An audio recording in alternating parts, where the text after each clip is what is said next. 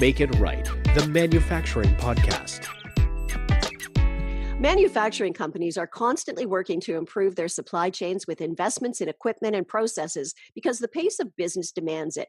There are a number of tools you can use to improve your supply chain, and today we're going to talk about one that you may not even be aware of. Receivables insurance. Now, if you listen to the Make It Right podcast, number 51, you'll have an understanding of what receivables insurance is. And if you didn't hear that podcast, I encourage you to check it out because Kent Paisley, the Senior Vice President, Accounts Receivable Insurance, Global Crisis Management Division at Allied World Specialty Insurance Company, provided a great overview of how it can help protect and grow your business. So I'm pleased to have Kent join me again today to talk about how receivables insurance can help on the supply chain and protect you from the biggest threat to business today, which is a cyber attack. Kent, thanks again for joining me today. Great to talk to you again. Janet, it's great to be back and always enjoy these sessions. Yeah, we get some valuable information out of you, so you're a treasure. Let's talk about how manufacturing companies using RI right now can use it to improve their supply chain. Yeah, this is becoming kind of one of the more significant changes in the accounts receivable insurance world over the last 5 years, where companies are looking at approaching a bank and an insurance company to help them with their supply chain. So to be able to go to their suppliers and pay the suppliers in short-term payment terms, but then also be able to stretch out their payment to more of a 90, 180-day payment. And this is key because it's allowing greater liquidity to suppliers. It's allowing the company that is now the target, which typically would have been a buyer on a credit insurance policy, they're now actually orchestrating it on themselves. And it's allowing for a more efficient use of financing for the early pay of receivables, and then also giving the company the better management of their cash flow because they can stretch their terms out in discussion and being able to pay one source through the bank, and then being able to have the bank disperse to the various suppliers. So this has improved, I think, supply chain, the financing and payment of supply chain significantly, and allowed for what I'd say is a greater liquidity at both the supplier's end and at the buyer's end.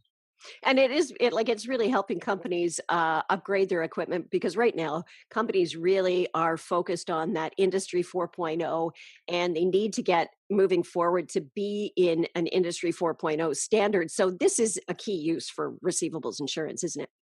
Yeah, most definitely, because it's taking a key asset that will quite often sit there until it gets paid, which can be, again, 30 days, could be 60, could be 180 days, and cash is not coming in. By accelerating that cash back to the suppliers, it allows them to turn that back into the business, create more value, create more inventory. And for the buyer who's now got a longer payment terms and so on, it's giving them a cash flow that matches their needs, allows them to invest cash back into the business, to grow the business, to keep themselves competitive, and to manage their cash flow in an effective way to be able to continue to grow, develop, and compete. So the current, with Industry 4.0, manufacturing businesses are super interconnected. There's a lot of high tech involved, and cyber attacks are becoming more and more prevalent. So the statistics are shocking. They hit companies of all sizes. Just in the US alone, half of all small and medium sized businesses experienced a data breach in 2017. I don't even know or want to know what the statistic is for it is in 2018 and 19. 55% experienced a cyber attack. And then a typical firm experiences about 130 security breaches every year. So let's talk about how an RI policy can actually protect against this type of threat. Yeah, and I think you bring up a very important point here. We've, through some of our marketing and research efforts and so on, determined that a customer's, or in this case too, if it's supply chain, a supplier's balance sheet business is potentially at threat through the cyber attack issues. And as a result, you as a buyer in the supply chain or as an insured selling to a customer are impacted potentially by their cyber issues. And no one really thought about that other than you think about cyber for yourself. But what happens if your customer or your supplier is impacted by a cyber event that on the supply side breaks down your supply chain? You can't get key components to be able to build your product. So now you have delay, you have issues, you can't sell, you can't generate cash flow. Or if you are the seller and your buyer is impacted by a cyber event that results in an inability of them to be able to pay, you've now got a significant cash flow crunch because you're not receiving those funds back into the business to be able to put back into the business. So the cyber event is very realistic. I think it's prevalent. I think it's a hot topic on any level of insurance, and quite frankly, I think for most senior level executives at a company. But a lot of people don't forget that there's actually this impact that it could result in your supplier not being able to supply or your buyer not being able to pay as a result of a potential cyber event. And it's something that needs to be covered off. And there have been cases in the past where a cyber attack has actually killed a business, correct? So I mean, all of a sudden, your customers is not only can't they pay you, they're not ever coming back. no, and I think that there has been experiences where it's wiped a company out and they've not been able to get back on their feet, and as a result, you've either lost a key customer or you've lost a key member of the supply chain that you now need to replace. And that's not as easy. Otherwise, you would it wouldn't be a problem, but it isn't. It's you lose a key customer, a key supplier, they're a component of your business and how you do business. It becomes a very difficult process to necessarily replace them. Right. Let's talk a little bit about cloud services and supply chains because they are a key target for a cyber attack. So, you have talked about some of the impacts, but what are the possible impacts that this is going to have on a business or could potentially have on a business? Something that people probably haven't even thought about. Certainly. I mean, as we go to the cloud, it's very convenient because you can access your information anywhere. But then to that, you can access your information anywhere, and the hackers don't obey by the rule, play by the rules, or obey the rules. But that means that they potentially can access this information as well. So while it's a very convenient method, the cloud can also provide some of its issues in terms of the ability of companies, people being able to get access to information that you otherwise wouldn't want released. So it becomes a very important component that needs to be properly managed.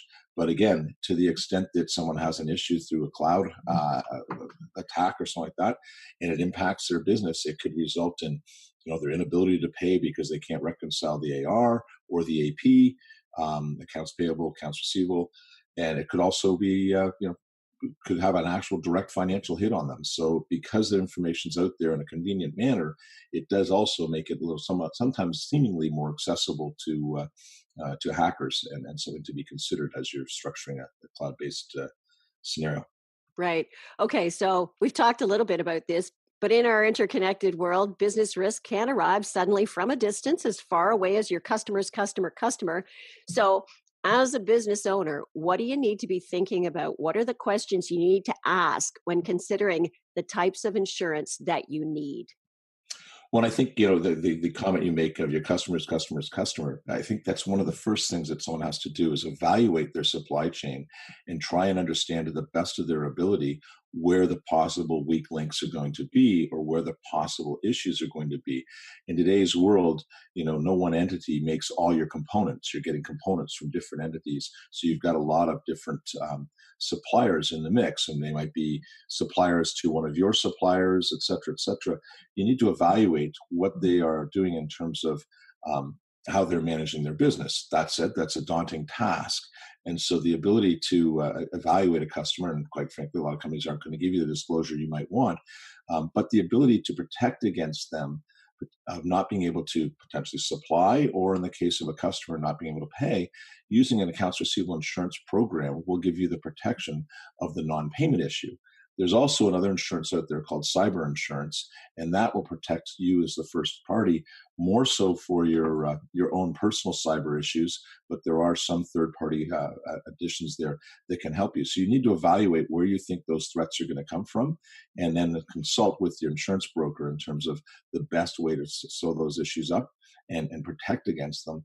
The key being that non-payment risk, accounts receivable. If it's a domestic or foreign market, you've got access there to be able to protect those pieces. And then, as I say, the direct cyber-related incidents, you can protect through a cyber insurance program. So, are you actually seeing the impact of cyber attacks? Can you share a story or two to illustrate the impact? We have. I mean, we have seen where we've had a couple of scenarios where the insured has been hacked. What we've seen more often than not is it's delayed their ability to reconcile or to be able to make payment. To date, knock on wood, I have not had personally scenario where it's wiped the company out, but we have heard some stories where it's significantly impinged smaller companies, especially because they don't have the capital wherewithal to be able to sustain attack and carry on their business. So we have seen that. We've seen where it's cost hundreds of millions of dollars on large organizations where they were attacked, and it's now cost them nine figures to reconcile and to solve the problem.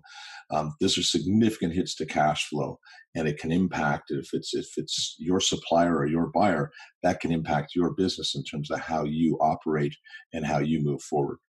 I guess the key thing too is that there is the money factor, how much it might cost to fix it, but there's also the time factor. Like you don't flip a switch and make everything fixed. I mean, it takes a long time to figure out what the problem is and to get it sorted. So there's a huge time factor that's there as well, isn't there? Well, and Jana, I think that's a very important comment because there's a time factor that you have to reconcile and get things back up to where they were.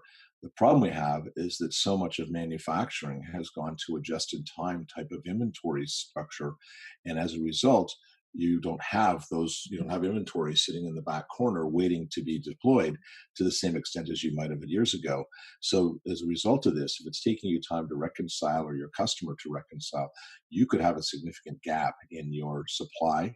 Or from your customer standpoint, it could take a while for them to be able to pay you back.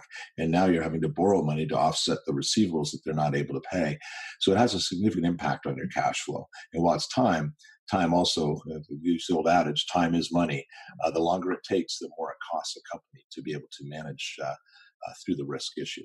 Right. Okay. So the value of RI or receivables insurance is that it protects you from non-payment by a client, even if that non-payment is the result of your customer issue. So presumably it's going to protect against a cyber breach that may impact your customers.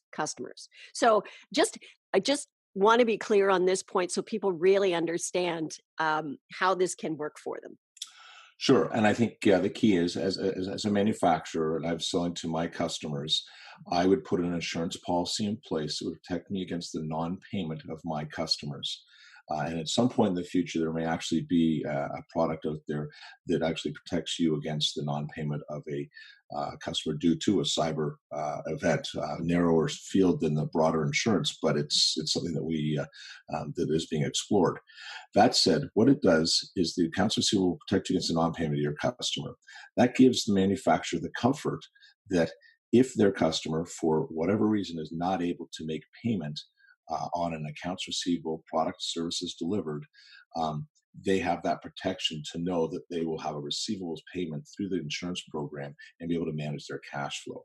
The key there being, yes, it could be due to a financial issue, it could be due to a commercial defaults issue, or it could be this cyber attack, which is becoming more and more prevalent that knocks the customer out and their inability to pay. Whether their inability to pay is a short term, i.e., it takes them 6 months, 9 months to reconcile and finally make payments, or knocks them right out of business. The manufacturer has that protection through insurance against that non-payment and is able to continue in operating their business without having a significant delay or hiccup in their business. It does protect them going forward. Okay, so if I have an RI insurance policy with a cyber risk coverage as an add-on, um, what cyber risks are actually covered? What kind of support would my business get in the event of a breach? Let's just be clear on that. Yeah, and I think it's important too, Jen, because I'm not sure we're at credit insurance with an add-on yet. Although I can say we're being exploring that and looking at that, and the add-on will be a insolvency or non-payment due to insolvency or protracted default as a result of a cyber attack will be something that we'll look to add on to a cyber policy in time. There's Okay. nobody specifically offering that right now.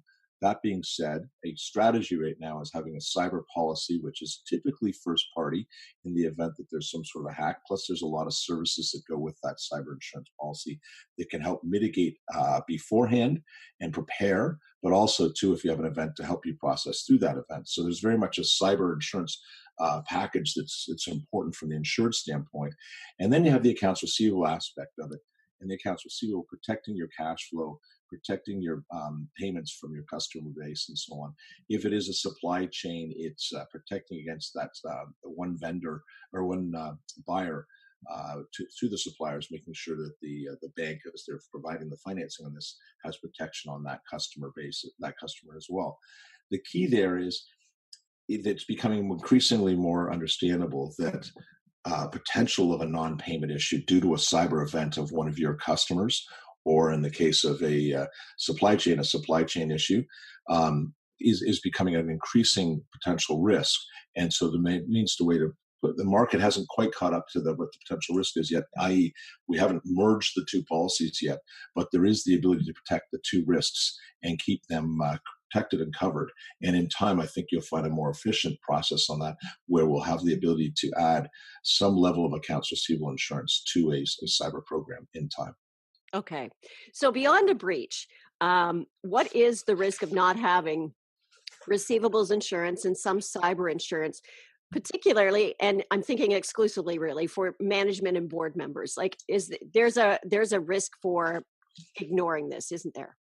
Yeah, I would say that most definitely, and I think we've seen some examples of that.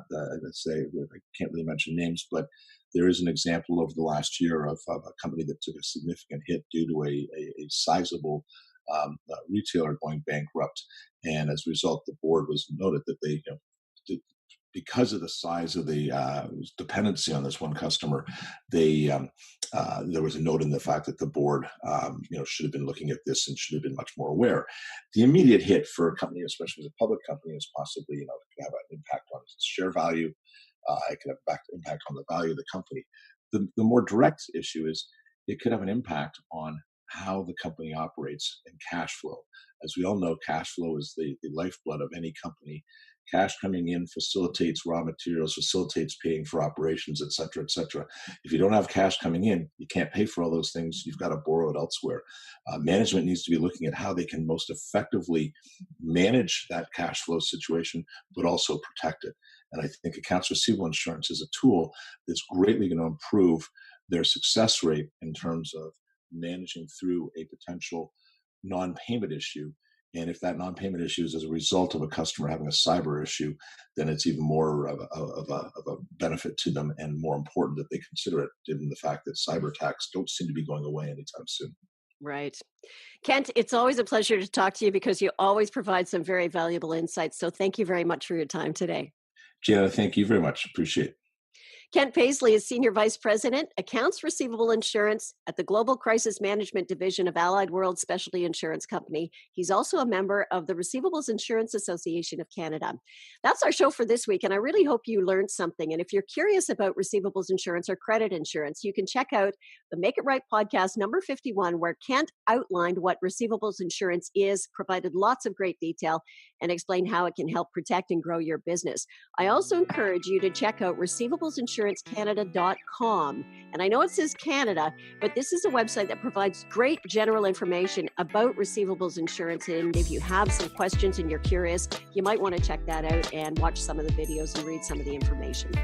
For more information on the manufacturing industry, please follow the Make It Right podcast on Twitter, LinkedIn, and Facebook, and subscribe to the podcast at iTunes, Google Play, Stitcher, Spotify, and YouTube. I'm Janet Eastman. Thanks very much for listening to the Make It Right podcast.